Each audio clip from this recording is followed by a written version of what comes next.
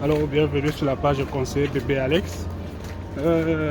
Bonjour Tara, s'il te plaît, parle-nous du coût des études en doctorat et comment est-il financé.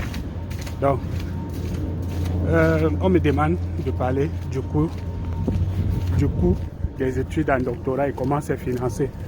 Déjà, les études au Canada, concernant le volet du doctorat, des doctorants, ceux qui ne sont pas à la page, allez sur ma page Facebook et TikTok et ainsi que YouTube pour voir les titres de la vidéo là où j'ai parlé des conseils pour les étudiants qui viennent en doctorat.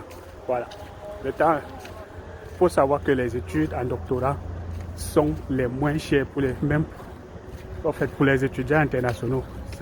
C'est le cycle le moins cher pour eux. Le cycle le moins cher, ils payent comme les étudiants canadiens. Ils payent comme eux. Seulement, il faut savoir que la difficulté se trouve au niveau d'avoir l'admission.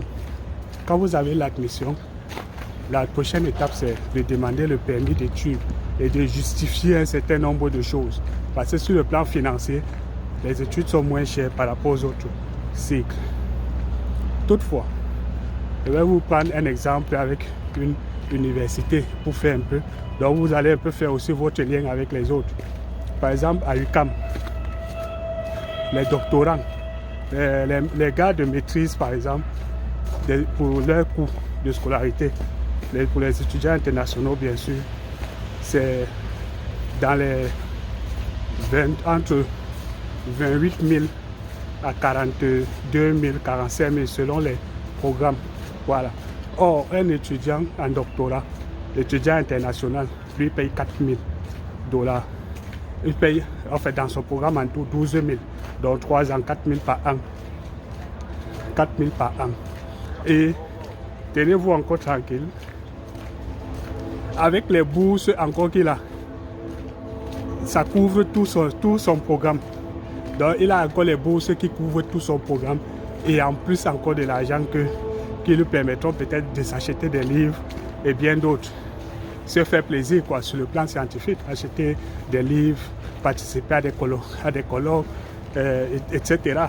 Bon, voilà donc ça. J'ai donné des conseils pour avoir un dossier, pour d'abord avoir une admission.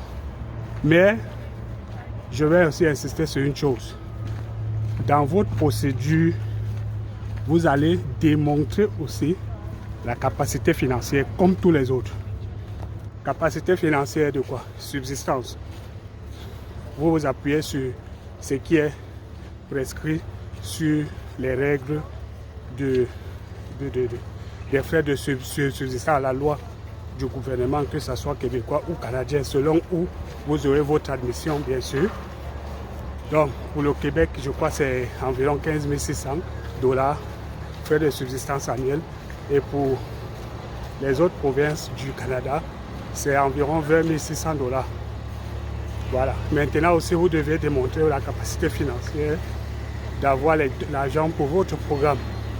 Bon, ils disent qu'il faut au moins démontrer, ne serait-ce que les frais d'un an. Mais sur le plan stratégique, je vous conseillerais d'avoir tous les frais des 3 ans pour être à l'abri. Maintenant, c'est à vous de voir. Donc, ne demandez pas que j'ai seulement les frais pour démontrer 2 ans et tout et tout. Je ne suis pas là pour répondre à ce genre de questions. Je vous ai donné des conseils sur le plan de ce qui vous est demandé officiellement et maintenant aussi stratégiquement. La balle est dans votre camp pour le reste. Je reviens encore sur le conseil que j'ai donné pour avoir un dossier doctoral, un bon dossier à soumettre pour l'admission. Commencez à avoir un directeur de thèse qui vous enverra une lettre de recommandation et d'encadrement. Tac, c'est lui qui va payer lors des délibérations pour que vous ayez l'admission. Ça c'est de deux.